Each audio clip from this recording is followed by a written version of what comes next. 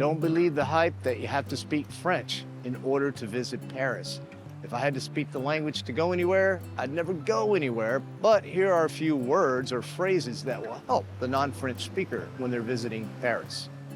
The first one is excusez-moi, excuse me.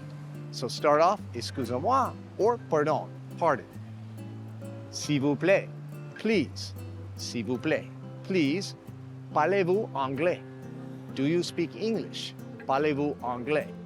If they say yes, then you can converse in English. And if they say no, say, merci beaucoup.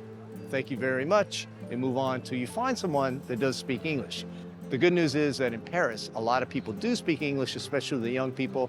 So you won't have to say, parlez-vous anglais too many times before you find someone who could probably converse with you. And if all else fails, man, use the sign language, the photos on the phone, or a translate app.